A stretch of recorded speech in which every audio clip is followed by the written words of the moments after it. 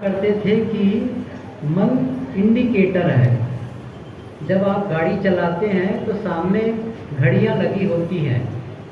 उन घड़ियों को देखकर आप जानते हैं कि गाड़ी की स्पीड कितनी है, टेम्परेचर कैसा है, और उसमें फ्यूल ईंधन कितना है। फ्लाइट इत्यादि में तो आसपास के देशों के बारे में भी बताते हैं, टेम्परेचर बताते हैं, ऊपर नीचे आप कितने वेग से जा रहे हैं, ये सारी चीज़ें, कि आप किन देशों से होकर गुजर रहे हैं, ये सारी चीज़ें दिखाते हैं। ये क्या है? इंडिकेटर है, अपने को उस स्थिति को जानने के लिए। ऐसे ही हमारे जीवन को जानने के लिए इंडिकेटर है हमारा मन। जब मन खुश है, मन प्रसन्न है, शांत है, तो समझो जीवन अच्छा जी रहे हैं। और मन दुखी और अशांत है, मन में कोई खटक है, बार बार मन आपको बेचैन कर रहा है, इसका मतलब सही तरीके से जीवन नहीं जी रहे हैं। ये एक संकेत है। देखिए, स्वस्थ शरीर के लक्षण क्या हैं?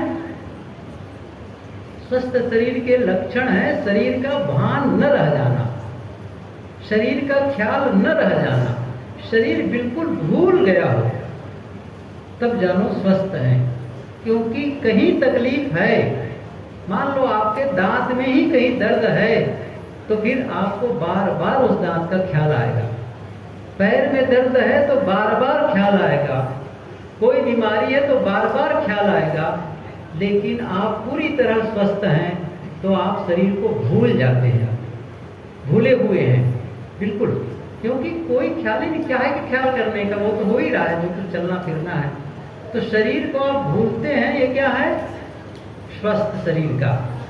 ऐसे ही जब आप मन को ही भूल गए, मन को ही भूल जाने का मतलब ये हुआ कि मन में कोई ऐसी पीड़ा, ऐसी कोई बात जो अफसोस भरा हो, जो बार बार मन को ये चोट पहुंचा रहा हो, कि चाहे वो ये दूसरे द्वारा हो, चाहे खुद के द्वारा हो।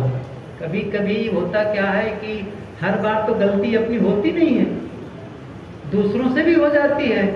और जब दूसरे की गलती को भी हम भूल नहीं पाते हैं, वो बार बार दिमाग में आकर के वो चुभता है। इसका मतलब ये हुआ तो भी हम सही तरीके से नहीं जी रहे हैं। आप कहेंगे दूसरे की गलती है, तो भले ही गलती दूसरे की है, लेकिन उसके बाद आप कैसे व्यवहार कर रहे हैं, ये महत्वपूर्ण है। सामने वाले क्या गलती कर रहा है, कौन सा शब्द बोल रहा है, कौन सी घटना घट रही है, यह महत्वपूर्ण नहीं है। महत्वपूर्ण क्या है? उस घटना के बाद आपकी प्रतिक्रिया कैसी है, ये महत्वपूर्ण है। क्योंकि आप जैसी प्रतिक्रिया देंगे, आप उसी के आधार पर प्रभावित होंगे। हो सकता है बड़ी घटना घट गई हो और आप उसमें से कुछ अच्छाइयाँ निकाल लो।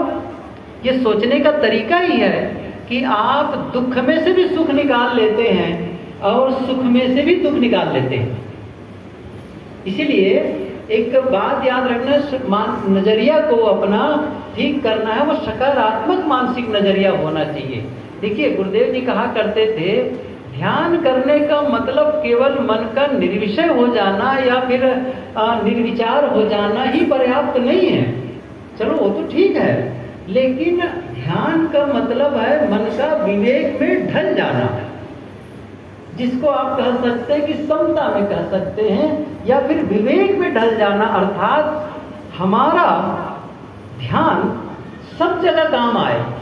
कितनी बार मैंने ये कहानी दोहराई है आप लोगों के बीच। एक सन्यासी की कुटिया में चोरी हो गई, तो चोरी हो गई तो चोर पकड़ा गया, जज के सामने उपस्थित किया गया, सन्यासी भी उपस्थित, चोर भी उपस्थित।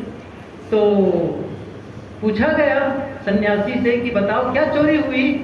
उसने कहा, हुजूर मेरा सब कुछ लूट गया, मेरा बिस्तर चोरी हो गई, मेरा ओढ़ने की चोरी हो गई, मेरा तकिया चोरी हो गई, बहुत कुछ बताने लगा। इतने में चोर बीच में बोल पड़ा, हुजूर ये सन्यासी झूठ बोल रहा है, मैंने केवल एक कंबल चुराया है बस, और कुछ नहीं।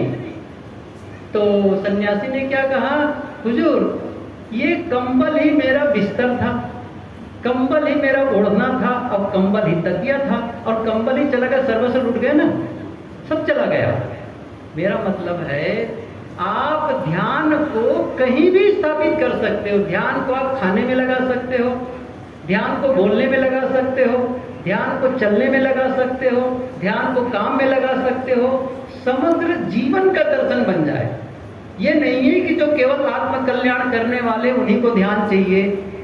आखिर में आप लोग भी सुझाव देते थे बच्चों को ध्यान से सड़क पार करना, और ये तो कहा ही जाता ध्यान से पढ़ो, वहां जरूरत है कि नहीं है। ध्यान से रोटी नहीं बनाएंगी माताएं, या तो रोटी जल जाएगी या तो कच्ची रह जाएगी।